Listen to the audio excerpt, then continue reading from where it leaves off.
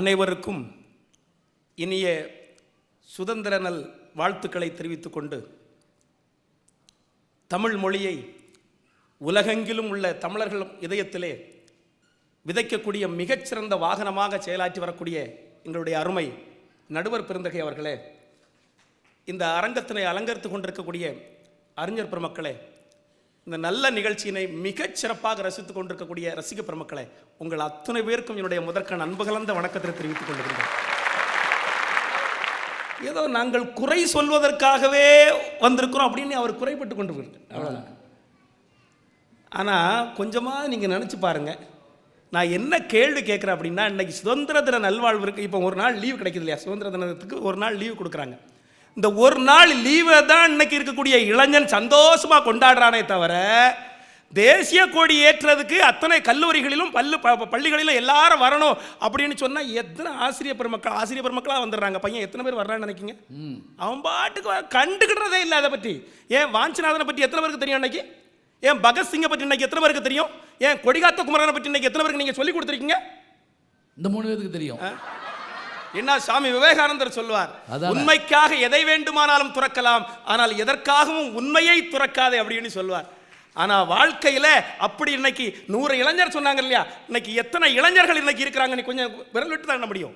நான் நல்லவர்களை குறை சொல்லலைங்க, வேதனையில் சொல்லிட்டு இருக்கேன். இன்னைக்கு ஒரு விஷயம் தெரிஞ்சுக்கங்க, அதாவது பஸ்ஸில் வர்றோம், ஒரு அப்படியே வந்தா சீட்டில் உட்காந்தா யாரையும் கண்டுக்கிடல, காதலை மாட்டுறேன். எல்லாருக்கும் தெரியும். அந்த காலத்தில் நீங்கள் பாருங்கள், பஸ்ஸில் சீட்டில் நம்ம கூட ஒருத்தர் உட்காந்தாச்சுன்னா, எந்த ஊர் ஐயா, ஏதாவது சாப்பிட்றீங்களா, கையில் இருந்து நம்ம தண்ணி குடித்தோன்னா கூட கொடுப்போம், அப்படிதானே?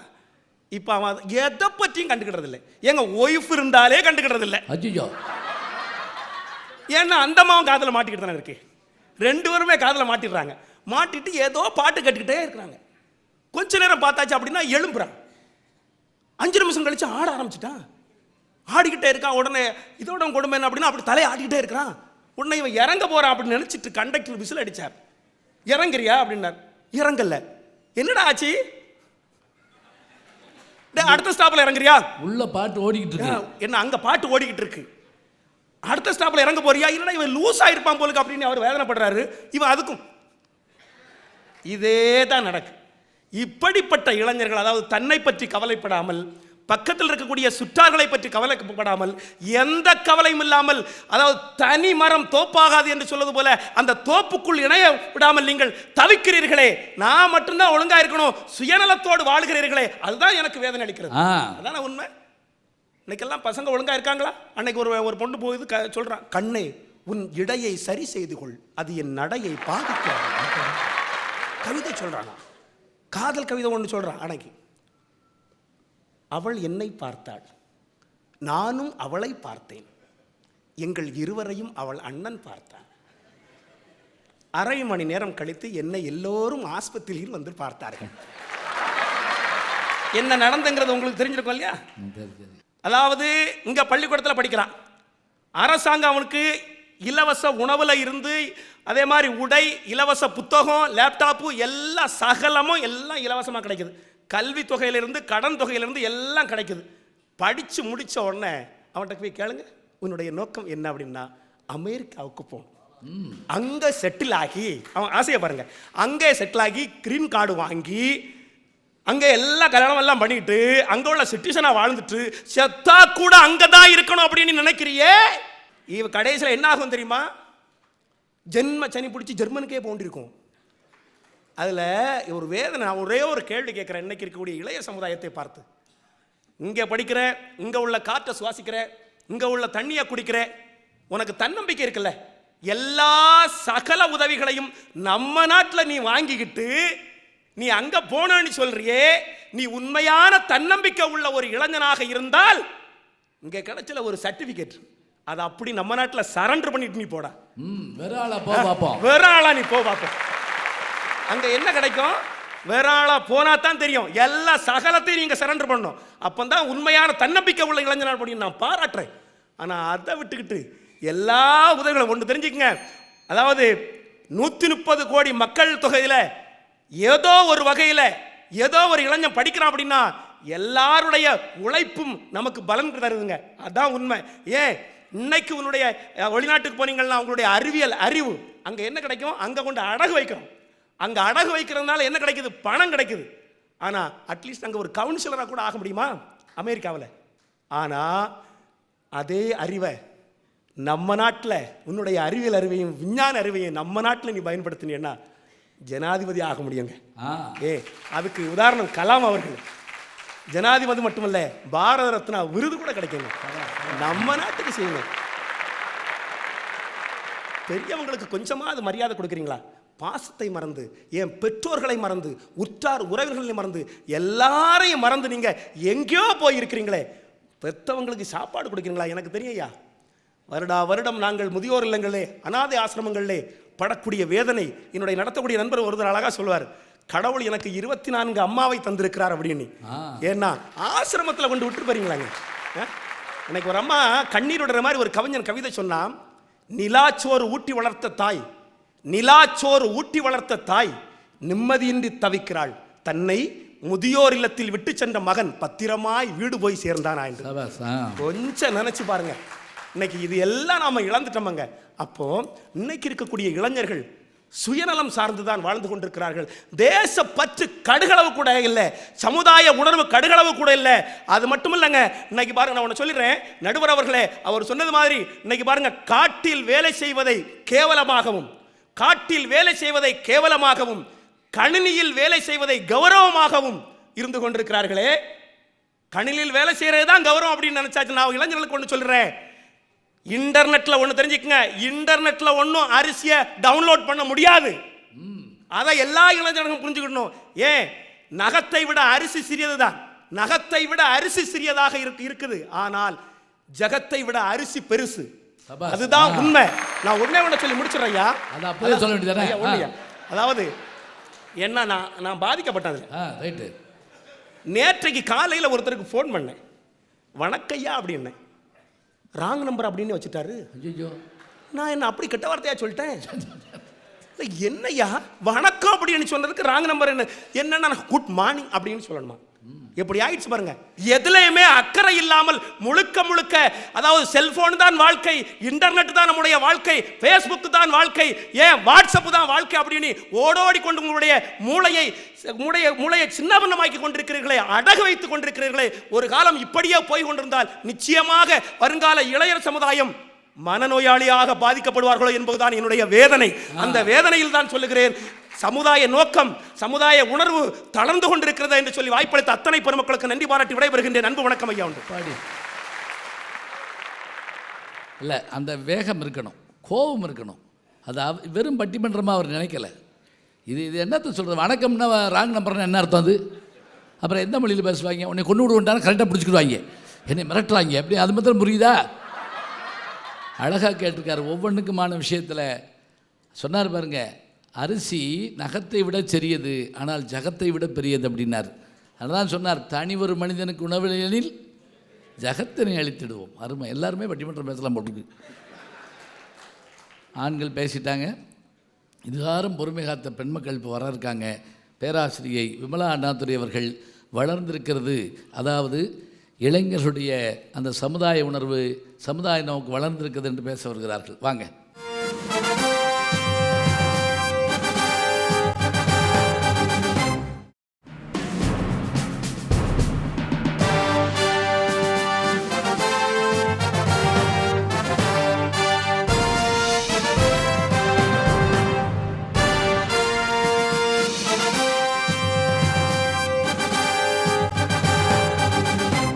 நடுவர் உள்ளிட்ட அறிவுசால் அவைக்கும் சுதந்திர தின நல்வாழ்த்துக்களையும் வணக்கங்களையும் பணிவோடு தெரிவித்துக் கொள்கிறேன். இந்தியாவிலே இயங்குகிற ஒரு சக்தி இருக்கிறது என்று சொன்னால் அது எங்களுடைய இளைஞர் சக்தி என்று மட்டும்தான் நான் சொல்ல முடியும். என்ன நிறைய செய்திகளை சொன்னாங்க. இளைஞர்கள் எல்லாம் தன்னம்பிக்கை உடையவர்கள் நடுவர்களே, தடைகளை உடைத்தெறிபவர்கள். இளைஞர்கள் கலாமோடு கலந்து வாழ்ந்தவர்கள். கலாமோடு கலந்து வாழ்ந்தவர்கள் என்றைக்கும் தளர்ந்து போக மாட்டார்கள் என்பதுதான் எங்களுடைய வாதம். அணி தலைவர் சொன்னார், பெண்கள் வெத்தலை பட்டியெல்லாம் எங்கள் பாட்டி அப்படியே கொடுத்துக்கிட்டே இருந்துச்சு. சீதனமா வேற எதுவுமே உங்கள் கண்ணுக்கு தெரியலையா? பொட்டு வைக்கிறாங்க, அது வைக்கிறாங்க, ஏன் சார் உங்களுக்கு இவ்வளவு கடுப்பு நான் கேட்குறேன். ஒரு காலத்தில் நடுவர் அவர்களே, பெண்கள் வீட்டை விட்டு வெளியில் போனால் தனியாக அனுப்ப மாட்டாங்க. கூட தாத்தாவோ அப்பாவோ அண்ணனோ தம்பியோ யாரையாவது கூட அனுப்புவாங்க. இப்படி ஊருக்குள்ளே ஒரு பெண் செல்லுகின்ற போதே ஒரு ஆண் துணையுடன் செல்லக்கூடிய ஒரு கட்டாயம் இருந்த காலகட்டத்தில் இன்றைக்கு ஒரு பெண் வீட்டை விட்டு, நாட்டை விட்டு, ஊரை விட்டு, உலகை விட்டு, ஏன் பூமியை விட்டே விண்வெளியில் சென்று சாதனை படைத்திருக்கிறாள் என்று சொன்னால் அது நம்முடைய சுனிதா வில்லியம்ஸ் இல்லையா? இன்றைக்கு இளைய சமுதாயம் உங்களுக்கு அந்த கண்ணுக்கு தெரியலையா? கண்ணாடியை முதல்ல மாத்துங்கனே. அதானே எப்போ பார்த்தாலும் பொட்டு பொட்டுன்னு 15 வருஷமா ஒரே பவர்ல கண்ணாடி போட்டிருந்தீங்கன்னா எப்படி தெரியும்? பவர் மாறலன்னு தெரியுது. அதான் ஒரு அம்மா சொல்லிச்சான், எப்படி என் கணவர் நேற்று சண்டையில் என் பொட்டில் அடிச்சு விட்டாரு. ஐயோ, அப்புறம் வேற பொட்டு வச்சேன் அப்படின்னு சொல்லிச்சான். இன்றைக்கு சுனிதா வில்லியம்ஸினுடைய வாழ்க்கை வரலாறு கொலம்பியா யுனிவர்சிட்டியில் பாடப்பகுதியாக வைக்கப்பட்டிருக்கிறது என்று சொன்னால் இளைய சமுதாயத்தினுடைய சமுதாய உணர்வு இதில் உங்களுக்கு தெரியலையான்னு கேட்குறேன். ஒன்றும் இல்லைங்க, துப்பாக்கியிலிருந்து வரக்கூடிய தோட்டாவை காட்டிலும் வேகமாக ஓடக்கூடியவர்னு இவரை சொல்லுவாங்க. ஒலிம்பிக்கிலே தொடர்ந்து 3 முறை தங்கப்பதக்கத்தை வென்ற ஒரு வீரர் உசேன் போல்ட். இவருடைய வாழ்க்கை இன்றைக்கு உடற்கல்வி துறையிலே ஒரு பாடமாக வைக்கப்பட்டிருக்கிறது.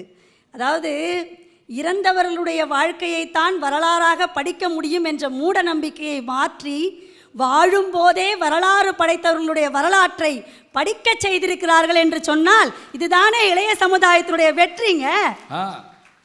அடுத்து அப்படியே அடி வயிற்றுலேருந்து கத்தனாரு பாருங்க செல்லக்கண்ணன். அப்படியே எனக்கே பயமா, ஏன்னா டிஎம்எஸ் தான் ஹை பிச்சில் பாடுவார்னு கேள்விப்பட்டிருக்கேன். அதுக்கப்புறம் ஹை பிச்சில் பேசுகிற ஒரே பேச்சாளர் நம்ம செல்லக்கண்ணன் அண்ணன் தான். மொழி உணர்வு இல்லை, அது இல்லை, இது இல்லை அப்படின்னார். நம்ம நாட்டு இளைஞர்களை பற்றி சாதாரணமாக நினைக்காதீங்க சார். அவர்கள் எல்லா மொழிகளையும் கற்று வைக்கிறார்கள், தாய்மொழி மேல் பற்று வைக்கிறார்கள். இதுதான் உண்மை. ஸ்வரங்கள் இன்றி ராகம் பாடும் வாத்தியம் இல்லை, மரங்கள் இன்றி பூமியில் வாழ்க்கை சாத்தியம் இல்லைன்னு சொல்லுவாங்க. அப்படி வாழ்க்கை சாத்தியம் வேண்டும் என்று சொன்னால் மரங்களை வளர்க்க வேண்டும். இன்னைக்கு நாகர்கோயிலில் இருக்கிறாங்க, அந்த பக்கத்தில் இருக்கக்கூடிய நெல்லை மாவட்டத்திலே குறைந்த நேரத்திலே மரம் வளர்க்கின்ற ஒரு திட்டத்தை அறிமுகப்படுத்தியிருக்கிறாங்க நடுவர்களே. அதனுடைய சிறப்பு என்ன தெரியுமா? 2 ஆண்டுகளில் வளர்க்கக்கூடிய மரங்களினுடைய கிளைகளை வெட்டி அதை நட்டு 90 நாட்களில் வளரக்கூடிய மரங்களாக மாற்றக்கூடிய ஒரு அமைப்பினை உருவாக்கி இன்றைக்கு அதை வெற்றிகரமாக நடத்தி கொண்டிருக்கிறார்கள் என்று சொன்னால் இதைவிட சிறப்பான விஷயம் இன்றைக்கு சமூக உணர்வு எப்படிங்க நீங்க சொல்ல முடியும்? ராணுவ வீரர்களை பற்றி நிறைய விஷயங்களை சொன்னாங்க. பகத்சிங் அது இதுன்னு அடுக்கிட்டு போனார். பகத்சிங், வாஞ்சிநாதன் போன்றவர்கள் எல்லாம் சில ரூபங்களில் இன்னும் வாழ்ந்து கொண்டு தான் இருக்கிறார்கள் நடுவர்களே. 31 வயசுங்க. முகுந்த் வரதராஜன் என்கிற மேஜர் இறந்து விடுறார். தீவிரவாதிகளுடைய தாக்குதலை எதிர்த்து அவர் போரிடுகின்ற இடத்துல இறந்துடுறார். அவருடைய மனைவி இந்துக்கு அசோக சக்ரா விருது கொடுக்குறாங்க. அந்த அசோக சக்ரா விருதை வாங்குகின்ற அந்த பெண்ணை சுற்றி இருக்கக்கூடிய மக்களின் கண்களில் கண்ணீர், ஆனால் இந்துவின் கண்களில் கம்பீரம் இருந்தது நடுவர்களே. சுற்றி இருந்த மக்களின் கண்களில் கண்ணீர் இருந்தது, அந்த பெண்ணினுடைய கண்ணில் கம்பீரம் தெரிந்தது. அவரை சுற்றி கேட்டபொழுது அவள் சொன்ன விஷயம் இதுதான், என்னுடைய கணவர் என்னிடம் சொன்னதெல்லாம், நான் இறந்த பின்னால் நீ அழக்கூடாது, இராணுவ வீரனின் மரணம் என்பது நாட்டுக்கான கடமை, அதனால் நான் இறந்த பின்னால் நீ அழவே கூடாது என்று என்னுடைய கணவர் சொல்லிவிட்டு சென்றிருக்கிறார். அதனால் நான் என்றைக்குமே அவருடைய மரணம் குறித்து அழமாட்டேன் என்று சொல்லுகிற அந்த பெண் எனக்கு ஒரு வேலு நாச்சியாராக தெரியுது. உங்க கண்ணுக்கு தெரியலையா? இல்லை இல்லை என்ற வார்த்தை ஈஸியாக சொல்லிட்டு போலாங்க. முன்னாடியெல்லாம் வேலை எப்படி இருந்தது? குளம் நிறைய மீன்கள் இருந்தது, வேணுன்றவங்க போய் மீன் பிடிச்சிட்டு வர மாதிரி வேலை வாய்ப்பு இருந்தது. இன்னைக்கு குளத்தில் ஒரே மீன் தான் இருக்கு. ஆனால் தூண்டில்கள் அதிகமாக காணப்படுகின்ற இந்த காலகட்டத்தில் கூட மன உறுதியோடு எங்கள் இளைஞன் இருக்கிறானே, அதுதான் எங்கள் சமுதாய உணர்வு. ஒரு இன்டர்வியூக்கு போகிறான் நடுவர்களே, அந்த மேலதிகாரி அவனை பார்த்து கேட்குறாரு, இந்த வேலை உங்களுக்கு கிடைக்கலன்னா நீங்கள் என்ன நினைப்பீங்க? அதுக்கு அவன் சொல்கிறான், என்னை போன்ற திறமைசாலிகளை இந்த நிறுவனம் இழந்து கொண்டு இருக்கிறது என்று நான் நினைப்பேன் என்று அந்த இளைஞன் சொல்கிறான் என்று சொன்னால் இதுதான மன உறுதிங்கிறது. இன்றைக்கு இருக்கக்கூடிய இளைஞர்களிடம் நம்பிக்கை இருக்கிறது, மன உறுதி இருக்கிறது, எதையும் செய்யக்கூடிய தெளிவு இருக்கிறது. நீங்கள் சொல்லுவது போல வாட்ஸ்அப், ஃபேஸ்புக் எல்லாத்துலேயும் இருக்கணும் சார், அதுதான் இளைஞன். எதுவுமே இல்லாமல் இருந்த இளைஞன் கிடையாது. திரைப்படம்னு சொல்கிறீங்களே, ஒரு காலத்தில் கணக்கில் முட்டை வாங்கி தோத்தவங்க நீங்கள், காக்கா முட்டையில் கூட ஜெயிச்சுக்கிட்டு இருக்கிறவங்க நாங்கள். என்ன எதை செய்து கொண்டிருந்தாலும் அதிலே ஒரு சின்ன வெற்றியை தேடி எடுத்துக்கொண்டிருப்பவர்களுடைய இளைஞர்கள், அந்த வெற்றியில் ஒரு சமூக உணர்வு இருந்து கொண்டுதான் இருக்கிறது என்று சொல்லி அவர்களுடைய எந்த சூழலில் பார்த்தாலும் இன்றைய இளையோரினுடைய வாழ்க்கை முறையில் சமுதாய உணர்வு மேலோங்கியே இருக்கிறது என்று எங்களது நடுவர் தீர்ப்பு சொல்லுவார் என்ற நம்பிக்கையுடன் உங்களிடமிருந்து விடைபெறுகிறேன். நன்றி, வணக்கம். அழகாக சொன்னாங்க. கணக்கில் முட்டை வாங்கினது அந்த காலம், காக்கா முட்டையில் ஜெயிக்கிறது இந்த காலம் அப்படிங்கிறாங்க. நிறைவாக மலர்விழி அவர்கள் வந்து இல்லை அது தளர்ந்து தான் இருக்கிறது என்று பேசுகிறாங்க. முடித்த உடனே நான் திருப்பி சொல்கிறேன், நம்மெல்லாம் வீட்டுக்கு போகிறோம்.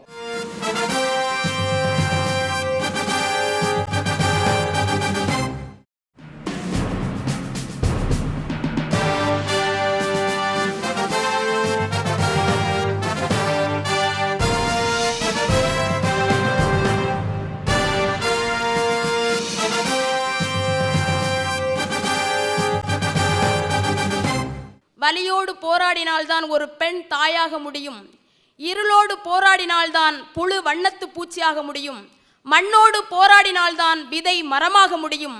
வாழ்க்கையோடு போராடினால்தான் மனிதன் வரலாறு படைக்க முடியும் என்று போராடி பெற்ற இந்த சுதந்திர தின விழாவை அருமையாக கொண்டாடி கொண்டிருக்கின்ற எங்களுடைய இனிய ஜெயா தொலைக்காட்சி நேயர்களுக்கு என் முதற்க நன்றி கலந்த வணக்கத்தை தெரிவித்துக் கொள்கிறேன்.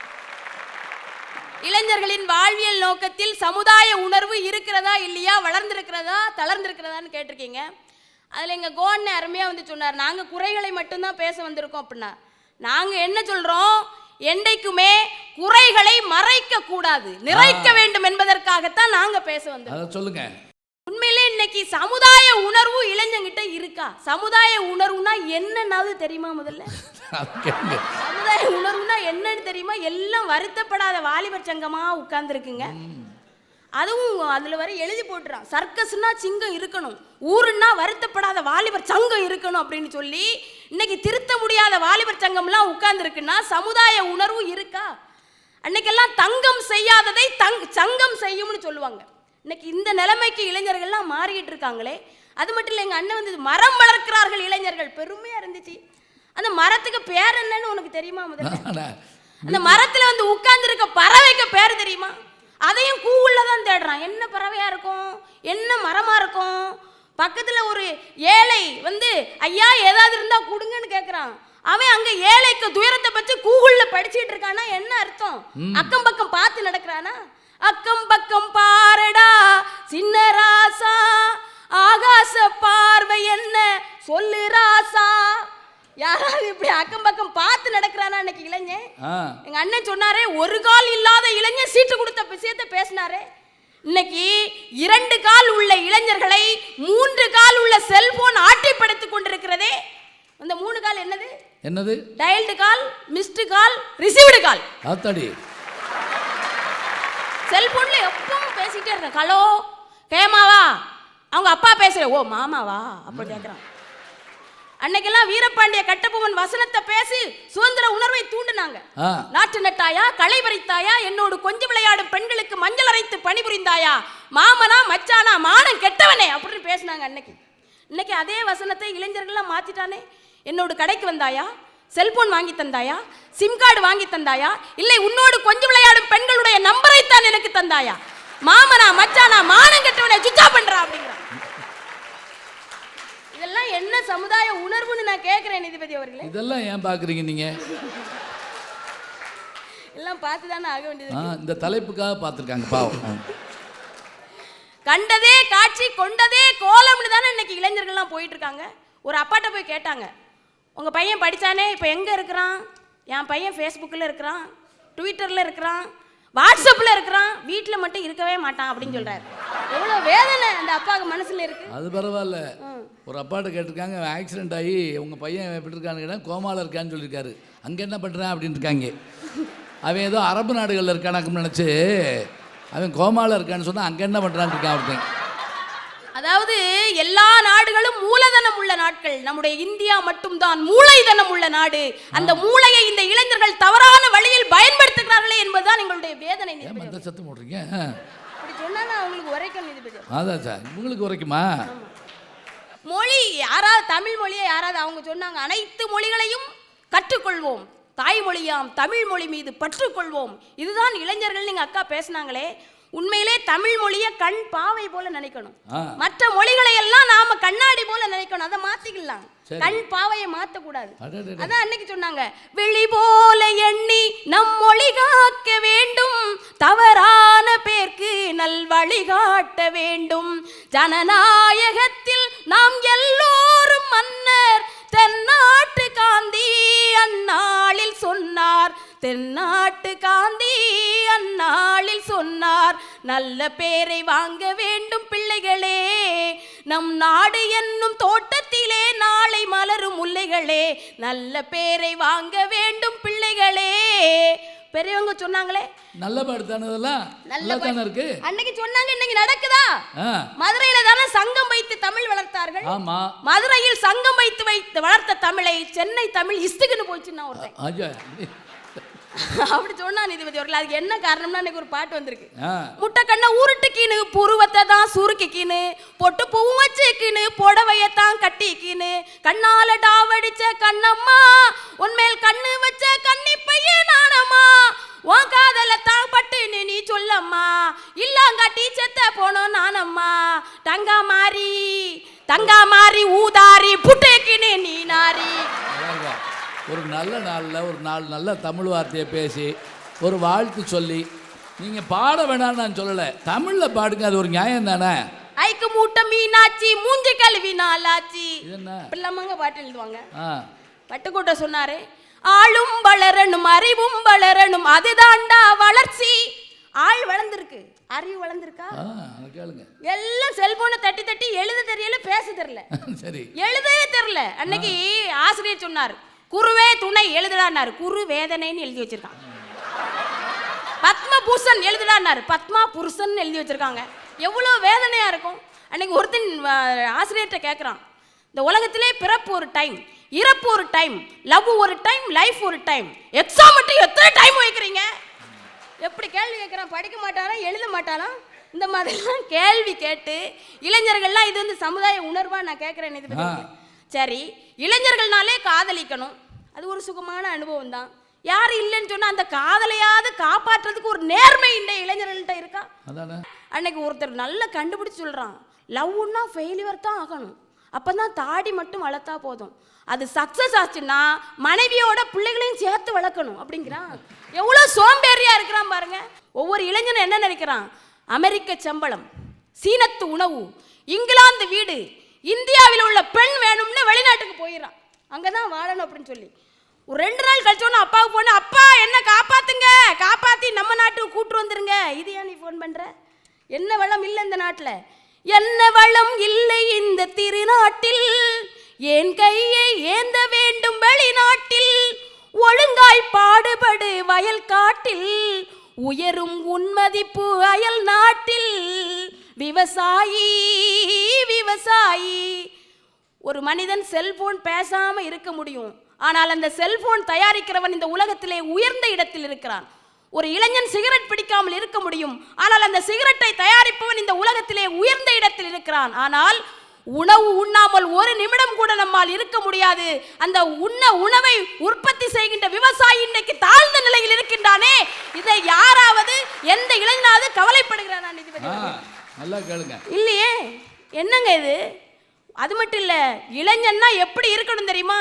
இளைஞன்னா ஜாலியா இருக்கணும், பிரச்சனை நீ வந்தா வேலையா இருக்கணும், அவன் தான் இளைஞன். ஆனா நம்முடைய இளைஞர்கள் இன்று ஜாலியாக மட்டுமே இருந்து கொண்டிருக்கிறார்கள், வேலையாக இருக்க தவறி விடுகிறார்கள் என்பதுதான் எங்களுடைய வாதம் நீதிபதி அவர்களே. எனவே இன்றைய இளைஞர்கள் இளமையை சினிமா கூடங்களில் தொலைத்துவிட்டு, இரவை வானத்தில் தொலைத்துவிட்டு, பகலை பூமியில் தொலைத்துவிட்டு, சின்ன சின்ன கனவுகளை எல்லாம் சிகரெட் புகையில் தொலைத்துவிட்டு வாழ்ந்து கொண்டிருக்கிறார்களே, இவர்களின் வாழ்க்கை தளர்ந்து கொண்டுதான் இருக்கிறது என்று கூறி அருமையான வாய்ப்பிற்கு நன்றி கூறி அமைகிறேன். நன்றி, வணக்கம்.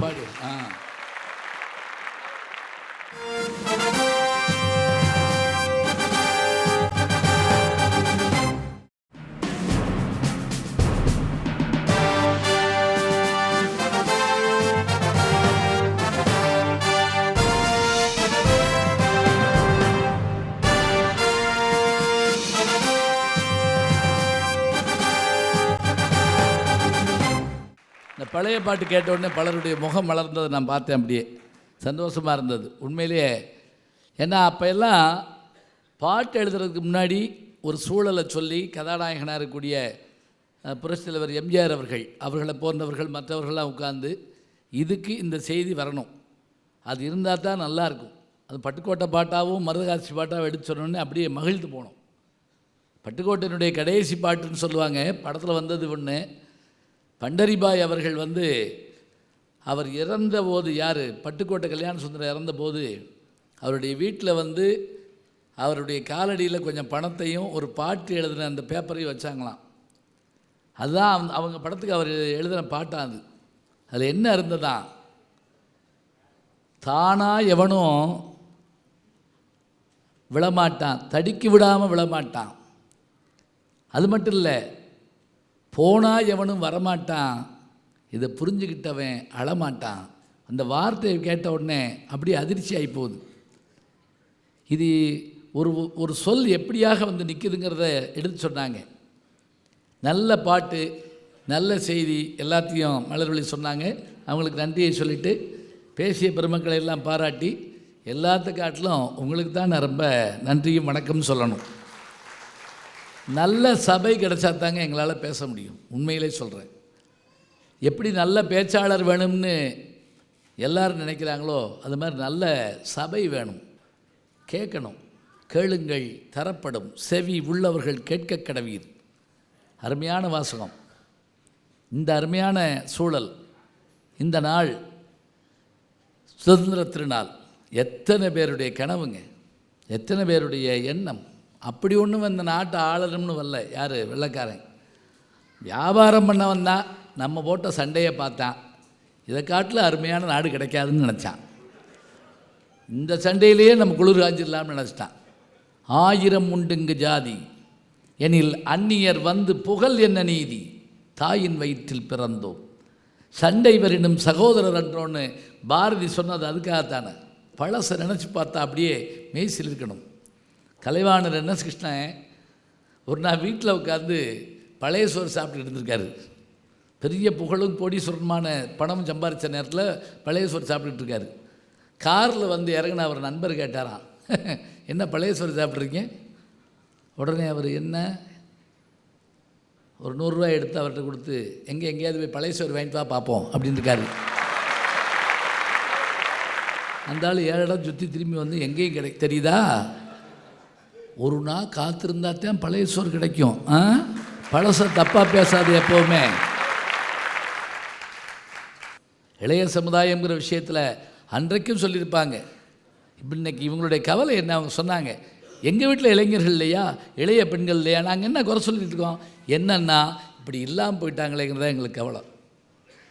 புதிய விஷயங்கள் அவங்கள பாதிக்கலையே, அவங்களுடைய கவனம் பூரா எங்கே போயிடுச்சு பார்க்குறோம். நம்ம ஒரு 30 வருஷத்துக்கு முதல்ல இவங்க சொல்ல எந்த கவலையும் இல்லைங்க.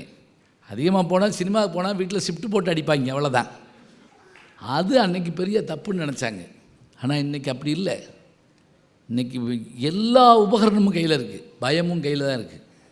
பெற்றோர் ஆசிரியர் சங்க கூட்டம் போடுவோம். அப்போ அந்த பெற்றோர்கள் வர்றப்பே பார்த்திங்கன்னா சில தாய்மார்கள் வீட்டிலேருந்தே ட்ரைனிங்கி பண்ணி அப்படியே அழுகு கூட்டுட்டு வருவாங்க. கோன்னு அழுகுங்க எங்களை பார்த்த உடனே. ஒரு அம்மா வந்த உடனே ஒன்றுமே கேட்கல, அது பாட்டுக்கு சொல்லுது, என் பையன் அப்பாவி, பஸ்ஸில் கூட டிக்கெட் எடுக்க மாட்டான், அவன் பாட்டுக்கு ஏறி அவன் பாட்டுக்கு இறங்கிடுவான், அவன் அப்பாவியா, அடப்பாவி அவன். எவ்வளோ தப்பது, எத்தனை ஆச்சரியம். அவன் வேலைக்கு போகிறப்பெல்லாம் பயமாக தானங்க இருக்கு. அவனோட போகலைங்க, அவன் குடும்பத்தோடு போகல. ஒரு விஞ்ஞானி போயிட்டான், ஒரு அறிவாளி போயிட்டான், இந்த தேசத்துக்கு வேண்டிய ஒருத்தன் கடமையாற்ற வேண்டியவன் போயிட்டான். ஒன்று நினச்சி பாருங்கள், நோபல் பரிசு வாங்கி எவ்வளோ நாளாச்சு இந்த நாட்டில்? அதை பற்றி என்றைக்காவது கவலைப்பட்டிருக்கோமா? முதல் மார்க் வாங்கி வேலைக்கு போய் கல்யாணம் பண்ணி சம்பாதி இதானே சொல்கிறோம். ஏன் விஞ்ஞானியாக வரல? ஏன் அறிவாளியாக? இப்போ எங்களுக்கு அதெல்லாம் வேண்டாம், அப்படி நினைக்கக்கூடாதுங்க. கலாம் அவர்கள் ராமநாதபுரத்து புத்தக திருவிழாவுக்கு வந்திருந்தார். நாங்கள்லாம் போயிருந்தோம். முடிச்சுட்டு ராமேஸ்வரம் போயிட்டுருக்கோம். அந்த பாலத்தில் நின்றுக்கிட்டு அந்த பாம்பன் பாலத்தில் போகிற ரயிலை பார்த்துட்டே இருந்தார். கூட நின்றுக்கிட்டு இருந்த நாங்களாம் கேட்டோம், என்ன பார்த்துட்ருக்கீங்களேன்னு. அவர் சொல்கிறாரு, இந்த போது பாருங்க இந்த ரயில் இது ராமேஸ்வரத்தில் காலையில் வந்து நிற்கும், பேப்பர் கட்டு இதுலேருந்து போடுவாங்க, தினசரி பேப்பரு. நான் 8வது 9வது படிக்கிறேன். காலையில் எழுந்திரிச்சு வீட்டில் என்ன செய்வேன், சைக்கிள் எடுத்துக்கிட்டு இந்த பேப்பர் கட்டை கேரியரில் வச்சுக்கிட்டு வீடு வீடாக போய் பேப்பர் போட்டேன். அந்த ரயில் இதுதான்னாரு. வீடு வீடாக பேப்பர் போட்டார்ல, பேப்பராக இன்றைக்கி அவர் பேரை போடுறாங்கன்னு சொன்னால் அந்த வேகம் அந்த மென்ன இருக்கணும்ல. கலாம் அவர்கள் ஜனாதிபதியாக பதவியேற்ற போது 2வது வரிசையில் அவருடைய சுற்றத்தார்கள் எல்லாம், அவருடைய அண்ணன் மனைவி மற்றவர்கள்லாம் உட்காந்துருக்காங்களாம். முன் வரிசையில் அவருக்கு சொல்லிக் கொடுத்த எலிமெண்ட்ரி ஸ்கூல் வாத்தியார் தொடங்கி சிவசுப்பிரமணிய ஐயர் தொடங்கி சமீபத்தில் அவர் இறப்பதற்கு 10 நாளைக்கு முன்னாடி போய் அவருடைய ஆசிரியரை திண்டுக்கல்லில் பார்த்து வந்தார் இல்லையா, அவர் வரைக்கும் எல்லோரும் முன்னாடி உட்காந்துருக்காங்களாம். கலாம் சொல்கிறாருங்க, 2வது வரிசையில் இருக்கிறவர்கள் இல்லை என்றால் நான் இல்லை, ஆனால் முன்வரிசையில் இருக்கிற என் ஆசிரியர்கள் இல்லை என்று சொன்னால் நான் விஞ்ஞானி இல்லை, ஜனாதிபதி இல்லை என்று சொன்னால் அப்படி உணர்கின்ற தன்மை நமக்கு வேணும். கேட்குறாங்க, நாடு பற்றி தெரியுமா, வரலாறு பற்றி தெரியுமா, மொழி தேஞ்சிக்கிட்டு இருக்கே அதை பற்றி கவலைப்பட்டிருக்கீங்களா, தமிழில் பேசினா சிரிக்கிறீங்களே, ஏதாவது ஒரு நல்ல விஷயத்தை சொன்னால் உடனே போர் அடிக்கிறாருன்னு சொல்கிறீங்களே, பெண்கள்கிட்ட அதே போல் எதுவாக இருந்தாலும் நீங்கள் சாதாரணமாக போயிடுறீங்களே, ஏன் இந்த உணர்வு உங்கள்கிட்ட குறைஞ்சிட்டு வருது? ஒரு சின்ன விஷயத்தில் ஒரு மாற்றம் ஏற்பட்டால் தான் நமக்கு நல்லது. எந்த இடத்துலையாவது ஒரு சின்ன துளிர் விட வேண்டாமா? பக்கத்திருப்பவன் துன்பந்தன்னை பார்க்க பொறாதவன் புண்ணியமூர்த்தின்னு பாரதி சொல்கிறார். உன் சகோதரனோடு இருக்கின்ற சண்டையை தீர்த்து கொண்டு பிறகு என் தேவாலயத்துக்குள் வா, ஜீசஸ் சொல்கிறாரு. போய் அண்ணன் தம்பியை வெட்டி போட்டு உள்ளவை பிதாவே என்னை மன்னியும் நீங்கள் சொல்லலாமா? ஆறு தண்ணீரை இழந்தது, காடு மரங்களை இழந்தது, நாடு பெருமைகளை இழக்கப் போகிறது என்று சொன்னால் அதையெல்லாம் உணர்கின்றவன் தானே பிள்ளை. நல்ல பிள்ளையை பெறுவதற்காக, நல்ல மாணவனை தேர்ந்தெடுப்பதற்காக ஆசிரியர்கள் கஷ்டப்படுறாங்க. அவர்கள்ட்ட இந்த உணர்வு இல்லையே, இந்த நாடு இப்படி இருக்கிறதே என்ற கவலை இல்லையே. எந்த பதவியும் எதிர்பார்க்காமல் கலெக்டர் ஆஷ் கொடைக்கானலுக்கு போகிறாருன்னு சொன்ன உடனே அதை தெரிஞ்சுக்கிட்டு மணியாட்சி ஜங்ஷனில் போய் நின்று அவருடைய அந்த பெட்டியிலேயே வச்சு அவர் சுட்ட உடனே கீழே இறங்கி வந்து தன்னுடைய வாயில் அந்த துப்பாக்கி வச்சுக்கிட்டு அந்த வாஞ்சிநாதன் இறந்து போனார்னு சொன்னால் இந்த மரணம் இங்கிலாந்தை ஒரு ஆட்டியது. ஏன் தெரியுமா? கலெக்டர் கொல்லப்பட்டிருக்காரு, ஞாபகம் வச்சுக்கோங்க. அதுவும் அடிமை தேசத்தில் பயந்து மிரண்டுட்டான் அப்படியே. இதை செஞ்சவன் அந்த வாஞ்சிநாதன் நான் பின்னாடி ஏதாவது எனக்கு பதவி கிடைக்கும்னு செஞ்சானா? இல்லை, நான் போனால் தான் இது வரும் என்றால் நான் போக தயார் என்ற இளைஞன் இன்றைக்கி இருக்கிறானா? டிக்கெட்டு கிடைக்கலைங்க, நான்லாம் எதுக்கு உயிரோடு இருக்கணும், சினிமா டிக்கெட்டு கிடைக்கல, நான் வாழ்ந்தேன், இதுவா பெரிய விஷயம்? இன்னும் சில பேர் பஸ்ஸு வரலன்னா சாமியை வைறாங்க. ஏன் என்னை இப்படி சோதிக்கிற? நான் போகிற பஸ்ஸு மாத்திரம் வரமாட்டேங்குது, மகாராஷ்டிரா பஸ்ஸெல்லாம் வருது. இல்லைன்னா மாற்று யோசனை பண்ணு, அப்படி வளர்க்கலைங்க, அதான் பிரச்சனை. மாற்று யோசனைக்கான எண்ணமே இல்லை. இந்த கவலை தான். அவர்கள் உடம்பை கவனித்துக் கொள்கிறார்களா? அவர்கள் ஊரை பற்றி கவலைப்படுகிறார்களா? தேசத்தினுடைய பெருமையை சிந்திக்கிறார்களா? என்ன நடக்கிறது என்று அவர்களுக்கு தெரிகிறதா? பூமி வெப்பமடைப்பதை பற்றி அவர்கள் படித்திருக்கிறார்களா? பறவைகள் திசை மாறி போகின்றனவே தெரியுமா அவர்களுக்கு? ஞாபகம் வச்சுக்கோங்க, லட்சக்கணக்கான தேனீக்கள் இறந்து கொண்டே இருக்கின்றனன்னு ஒரு புள்ளிவிவரம் வருது. திரும்ப அதனுடைய கூட்டுக்கு போக முடியாத அளவுக்கு அதனுடைய நினைவு தப்பு தாங்க. செயற்கை உரங்களாலும் மின் டவர்களாலும் அது என்ன செய்தான்? நினைவு தப்பு தான். ஐன்ஸ்டீன் என்ற இயற்பியல் விஞ்ஞானி சொன்னார், தேனீக்கள் இல்லாத உலகத்தை ஒரு காலம் நீங்கள் கற்பனை பண்ணி பார்க்க முடியாது. தேனீக்கள் முழுவதும் அழிந்து போனால் 6 நாளில் உலகம் அழிந்து போகும்னா. அதுதான் உண்மை. ஏன்னா தாவரம் பூக்காது, பூத்தாலும் காய்க்காது, காய்த்தாலும் கனியாது, கனிந்தாலும் விதை இருக்காது, எல்லாம் மாறி போகும். அந்த தேனீக்கள் இப்படி ஆகி போச்சே, யார் கவலைப்பட்டா? இந்த கவலையெல்லாம் படாமல் அவர்கள் இருக்கிறார்களே, சமுதாய உணர்வுகளத்தில் எப்படி இருக்கும்? கிடையவே கிடையாது. அதுதான் உண்மைன்னு நான் சொன்னேன்னு வச்சுக்க. ஏன்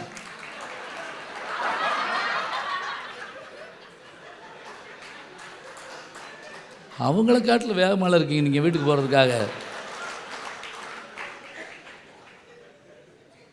நல்ல வேளை எனக்கு மாலை போட தெரிஞ்சாங்க 3 பேர் வந்து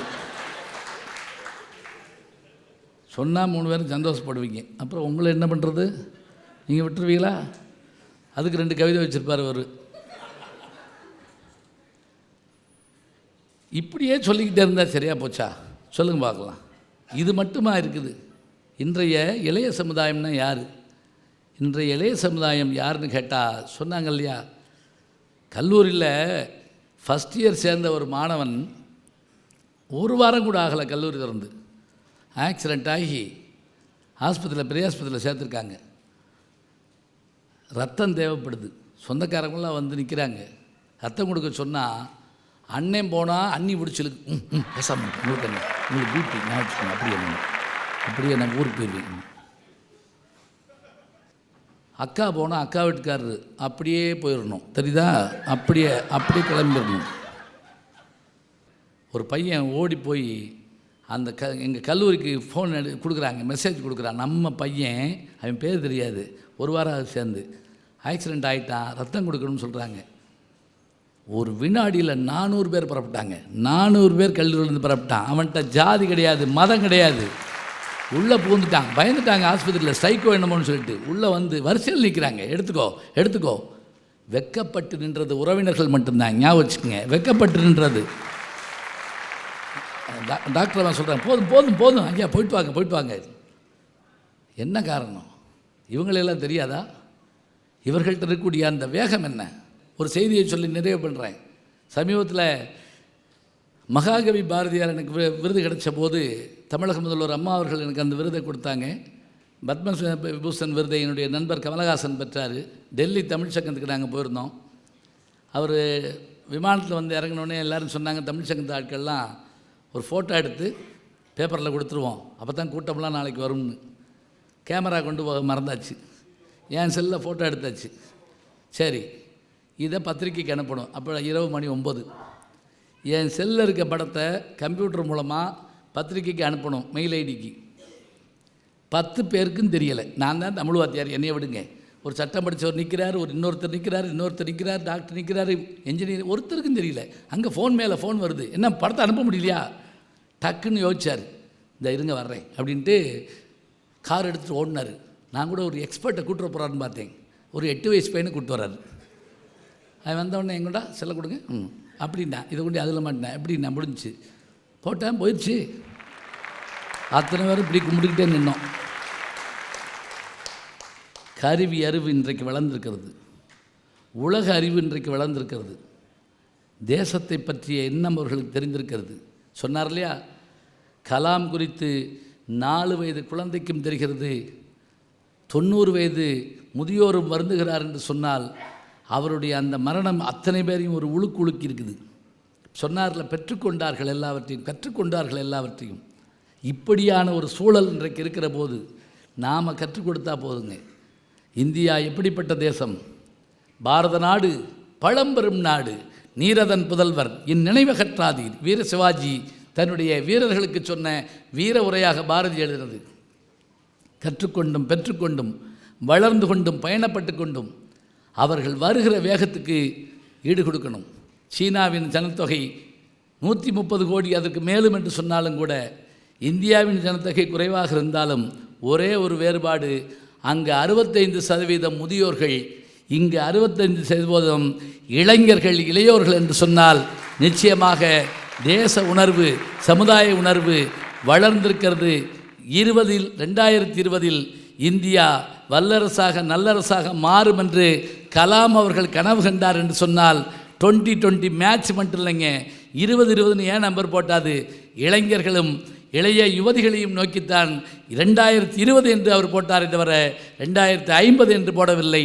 அதனால் இன்றைய சூழலில் இந்த 68வது சுதந்திர தின திருநாளில் நாம் நிச்சயமாக உறுதியெடுப்போம். எல்லா வகையிலும் நாம் ஜெயித்து கொண்டிருக்கிறோம். நம் இளைய சமுதாயம் அடுத்த யுகத்தை நோக்கி சென்று கொண்டிருக்கிறது என்று சொன்னால் நிச்சயமாக இன்றைய இளையோர்கள் வாழ்க்கை முறையில் சமுதாய நோக்கம் வளர்ந்திருக்கிறது என்று சொல்லி இருந்து கேட்ட பெரியோர்களை வணங்கி இல்லங்களிலிருந்து செய்திகளை உள்ளங்களில் பதிவு செய்த அத்தனை பேரையும் பாராட்டி சுதந்திர தின நல்வாழ்த்துக்களை கூறி விடைபெறுகிறோம். நன்றி, வணக்கம்.